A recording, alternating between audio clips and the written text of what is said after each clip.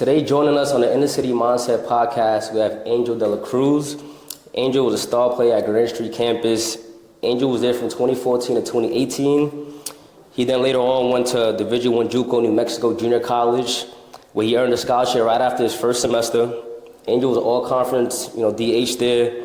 He later on went to play Division I baseball at the University of Texas Rio Grande Valley, where he played there for 3 years. And Angel, I thank you for being on the podcast today. When I was, in the middle of my academic and athletic career, at the end of the day, you're kind of away from the city, obviously. You're away from the sport. And, there's some athletes that, you kind of hear about, right? And you were one of those guys that, was making a lot of noise around the city. And, you did your thing, man. You played at New Mexico Junior College, did your thing, and then you killed it, at the Division I NCAA level as well, man. So I appreciate you for being on here. And when it comes to this platform, I always ask myself, what can I do to get back to the game of baseball? What can I do to give back to inner city youth? And sometimes I feel like the mental aspect of the game and the personal development is super important. And I always saw a situation where I would hear about a lot of talented guys from the city that will earn opportunities to go away from school and play at the next level. But then you don't really hear their stories. Some guys you hear about playing at the Division I level and they're back home in 3-4 months, and there's always guys that end up doing really great and people don't hear about them at all, right? So I just wanted to start a platform where I could give guys like you to share your story, and I was super proud of everything you've been able to accomplish. Again, a lot of guys earn scholarships to play at that level, but not many come back with that degree and come back with a success story, man. So I appreciate you for being on today. And, I kind of wanted to just, get right into it, talk about, your childhood and growing up in Brooklyn. And, just tell us a little bit about, your upbringing and how it shaped your passion for the game. Definitely. Well, first things first, I appreciate you for having me, man. Everything you're doing for the city, for the kids, I'm 100% for. I think you're doing a great job, and I appreciate you for it, man. Basically, what my upbringing, and I'll say, is just being with your friends, just playing those wiffle ball games, playing those sponge ball games, growing up outside in the schoolyard, staying there till the sun goes down and having your parents scream at you saying where you're at. Right. Just being out there, that's basically what gave me the love of the sport. Just going out with your friends every day and just having fun, just playing outside. Mm-hmm. That's awesome, man. And let's talk about the type of impact that the coaching staff at Grand Street and your travel ball coaches had on your personal development and confidence. They definitely had a very, very, very big positive impact on me, because it's like I had coaches that they knew I was good, but they never really wanted to say, all right, you're good. They always treated me as if, all right, you can always get better. You can always push harder. You can always be better. And that basically just drove me to the best. I mean, whenever I was in Grand Street, I played with a lot of dudes there, a lot of guys that were really, really good, that got scholarships all over the country. And I walked inside of there as a 14-year-old freshman, all right, whose spot am I going to take? Right. And then the coaches, they were all for it. They were all for competition. They were all for whoever's the best one's going to play. And then that kind of just made me want to fight more, made me want to be hungry, having them say, all right, I don't care if you're a freshman or a senior, whoever is going to be the best man is going to play no matter what. And that definitely just pushed me to the best. When it comes to summer ball, I mean, my summer ball coaches, they were really tough on me, but it was definitely for a really good cause. They pushed me to the limits. They literally practice every day, work out every day. After games, we're still working out, and it's good because it developed us in a way that I feel like a lot of kids now need that developing. That's awesome. And, I think that the culture that New York City, baseball brings, especially at Grand Street, is super important. Yesterday I was at the game. I know you were at the game last night as well. Yeah. And just seeing that energy, it was honestly a beautiful thing to see on both sides. Just to see the support from, the parents, friends, family, it was awesome to see. And I would say New York City baseball is very much alive. I feel like a lot of people kind of, critique that, the sport hasn't been the same in a number of years, right? But there was talent on that field yesterday, man. A lot of talent. And it was just a beautiful thing to see the energy and the atmosphere there. And that only showed you that, the energy that I saw from, that Grand Street coaching staff and their players, like that confidence was instilled, man, from day one. So, congrats to Grand Street campus on winning the PSAL championship yesterday. And, big ups to that coaching staff and that fan base. I want to talk a little bit about college ball, right? I know I will never forget getting that phone call to get that junior college opportunity, to go 18 hours away from home. Talk to me about the emotions that lingered in your mind when you got that phone call and you had to kind of, break it to your family that, you were going to embark on this journey. So I was actually right outside of the clubhouse in Prairie Grounds whenever I got the phone call. And whenever I played for the Bonnies back in 2016 and 2017, this happened fall of 17 before my senior year. I got the phone call, and then it was just a mixed emotions. It was like, New Mexico, is that a state, is that a country? Like, it was like, I don't know what I'm getting myself into. I knew that I had some of my boys that I played against and that I played with that were over there, two of my friends. So I kind of just talked to them. I kind of wanted to see, hey, like, what do you guys think about this? How is it out there? Like, is it a third world? Like, what is it? And when it comes to my parents, I mean, they were really supportive of me. They were always like, look, like, whatever you decide, if you decide to go JUCO, if you decide to go to a 4-year, if you decide to stay here, if you decide to go away, whatever you decide, we're going to be with you 100% of the way. And I feel like that's definitely like what pushed me to just go out there and try something new, was just having them saying, hey, like, no matter what you decide, we're going to support you and we're going to be by your side. That's awesome. That's beautiful to hear, because I know some parents really try their best to keep their kids, in the city. However, if you just let that kid fly, right, and develop into, a young adult, it could really change that person's life, right? So, 100%. Another thing I wanted to kind of get into, like, that transition, right? You take an inner city kid from Brooklyn, with all the talent in the world, and put him in New Mexico, right? What was that transition like from Brooklyn to New Mexico, and then from New Mexico to Texas? From Brooklyn to New Mexico, it was really, really insane. First things first, I didn't have a corner bodega no more. Okay. So it was like, damn. No chachi, no bacon, egg, and cheese. No, nothing. Where do I get breakfast now at? For sure. So it was definitely a weird transition. I mean, I went to a small town where we had a Walmart, we had a Mexican restaurant, we had a McDonald's and a Wingstop, and that's about it. Okay. So it was and two gas stations. So it was literally like, you're in the middle of nowhere. You're here now. What are you going to do? What are you going to make with it? And it was just, you got to go. I mean, you're there for a reason. You're there to prove a lot of people wrong. Just have that mindset to just, I want to be the greatest. I want to be the best. I want to do this not only for myself, but for my family. And I want to prove everybody wrong. That's just the mindset that you got to have whenever you go out there. Absolutely. I love the mindset. And I could tell that you had the mindset of that, you didn't want to go out there and embarrass your family, right? Of course. Obviously, we see guys sometime at the next level who are just out there wasting their time, right? Just going through emotions. Just going through the emotions, exactly. Just trying to take the easiest classes they could possibly take just to be eligible. However, that catches up to you. Yes, it does. Quick. Absolutely, man. So that's why I wanted to really transition to the academics, side of it. Like, how did you balance, academics, with the demands of being a Division I athlete? One thing that I had to learn in academics is that friend that tells you, hey, let's go out, hey, let's grab a drink, hey, let's do that, let's do this. That's not really a friend. I mean, at the end of the day, you're there for two reasons. You're there for school and you're there for baseball.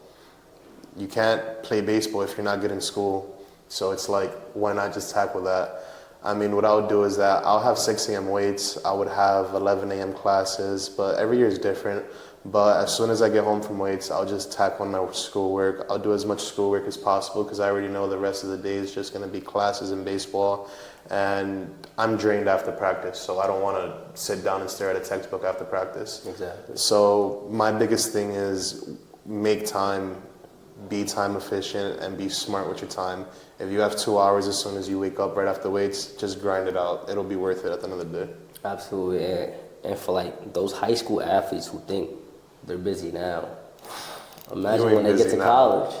Remember, especially at the junior college level, these guys are hungry, man. Because everybody knows that you got to put up numbers at the junior college level, yes, right? You do. Or else no 4-year schools or even calling you. Right? Yes, sir. So those guys are hungry. They're working twice as hard as you, and you got to be able to practice effective time management. 100%. Next question that I have for you is, what advice would you give to young athletes from the inner city who aspire to play college at the next, play college baseball at the next level? One advice that I'll give an inner city kid that wants to play college ball is definitely kind of what we spoke about before. You have to master time management, and you also got to learn to just bite your tongue whenever you're in a situation that you don't want to be in. What do I mean by that? Whenever you go to school, you're going to get a coach that gets in your face, that screams at you. You're going to get a higher authority just trying to belittle you. And believe it or not, it's not that they hate you. It's not that they're pointing fingers against you. They're just testing you. Being from the city, being from New York, we already got the biggest target in our back. This is the greatest city in the world, man. Right. So being from there, being from here already, we already got the biggest target in our back. What do you have to do to be successful? Just bite your tongue. If someone says something that you don't agree upon, don't be that city kid. Don't try to just be like, oh, I'm tough, I'm from New York, you don't know me. F that. It'll go a long way if you just bite your tongue and just say, you know what, you're right, I agree, I understand, and just keep on going. If you want to talk about anything, call your parents, call your boy right after practice, right after school, whatever the case may be, and just lock in. You're there for a reason. Don't let 10 seconds affect your whole next 4 years, if that makes sense. Absolutely. And, it's one of those things where, at the end of the day, you can't control your emotions, right? 100%. And you let that college coach get to you. And you make a big mistake, and the mistake is big enough, where you're getting sent home. Guess who won? They did. Now you back home in New York City with all the excuses in the world, right? Mm-hmm. Oh, well, the coach didn't like me, or it was discrimination, this and that. It's a situation where at the end of the day, it's much bigger than yourself, right? 100%. And at the end of the day, this is an opportunity that could change the trajectory of your life, right? You coming back with that degree could change your life, mm-hmm. and could open up opportunities for a generation coming behind you, right? Because guess what? That college coach now, if he sent you home, now you think he's gonna want to recruit inner city, athletes again? Definitely not. Right? You just left a sour taste in his mouth. So, it's something to really think about, and that's why we're here, right? To speak life into the athletes that are coming behind us, and to make sure that they're prepared for the next stages of their lives. Because, at that age, as a 16, 17, 18-year-old kid, you think you know it all. You think you know it all. You feel like you're on top of the world because, you're the best in New York. Right. Mm-hmm. But now when you're playing college ball in Texas, in Georgia, California, and the West Coast, it's a whole different ball game. All those kids are the best ones in high school. Exactly. How are you going to be different? How are you going to stand out, right? Next question I have for you is, looking back, what would you tell yourself, being that 18-year-old kid, getting ready to hop on that flight, you're just leaving your family here and you're headed to New Mexico. What would you tell that 18-year-old kid that was probably really afraid and had a lot of emotions within? I'll definitely tell that 18-year-old kid, you're about to make the best decision of your life. Just once in a while, sit down, look around, and admire the moment, admire everything around you, and just slow it down. Because it feels like the second you leave, time just goes 3 times faster than what it is. For sure. Especially if you were in a situation where you didn't have anybody from your family that was able to make the trip with you. 100%. I know I didn't. My parents had to work, and I will never forget just landing at the Peoria airport in Illinois and just breaking down. It's now what? Where am I, bro? Is this really, what I signed up for? However, I think that overcoming those obstacles, those mental obstacles, really developed me into the young man that I am today. And I think, we should take it upon ourselves to really try the best that we can to help prepare the next generation of athletes that will be going through that soon. 100%. Some of those kids that played in that championship game yesterday are seniors. They're going to go to college in August, in 2 months. In 2 months, right? So, maybe something that you say during this interview could really instill a sense of empowerment within those kids, and that's really what it's all about. And Angel, how has your experience playing college baseball influenced your perspective on life and your personal goals? My perspective on playing college baseball of life and personal goals, I feel like college baseball molds you into the next chapter in life with all the obstacles you go through, with all the objections you go through, with all the problems you're going to face. I mean, I feel like that just readies you for your next part of life, which is just work, being out in the real world. Playing college baseball, you're going to go through a lot of mental things. You're going to go through a lot of tough battles. You're going to feel like your back's against the wall a lot of times. Right. And that's what life is. Absolutely, for sure. And you know, like, I'm sure you've been through a situation in college where, like, you kind of felt like there was that one coach or that one professor that was really after you, right? But in reality, you know, all they saw was that potential within you, right? And they were just trying to make sure that you were living up to your full potential, right? So I think that's what it's really about. You know, helping these kids be strong enough to understand that. 100%. Right? Because 9 times out of 10, you know, that head coach really wants the best for you. 1,000%. You know, however, it's all about perspective and how you look at the situation and how you look at life, right? You know, and earlier, you know, before this podcast, we had a brief conversation, and we kind of spoke about life after baseball, right? You know, tell us, you know, how has that, like, what was that transition like? Was it difficult for you in the beginning? You know, was it something that, you know, you were looking forward to? You know, because I can't lie, don't get me wrong, I love the game, you know, and it opened up so many opportunities for me, but there was a point in my college career where, you know, especially towards the end, where I'm like, wow, like, I can't wait, and I'm looking forward to, you know, see what life after baseball has to offer. So what was that transition like for you? It's definitely a tough transition, especially your first year after playing baseball, and then you go through your summer. It's probably going to be one of the best summers of your life because you're not playing summer ball that summer. So definitely around like August, September-ish comes, and you're like, damn, I'm not working out, getting ready for baseball. Like, I'm not going through all these like conditioning camps and stuff. What to do? So it's definitely just like, it's definitely just like, all right, now what to do? Like, trying to find yourself. Because basically, like, you gave the past 15, 16, 18 years of your life to a sport, and then now you don't have that chance to play a sport. I mean, granted, you could play Sunday leagues, you could play softball, but it's not the same gearing up in a uniform in a clubhouse, in a locker room with your boys every day.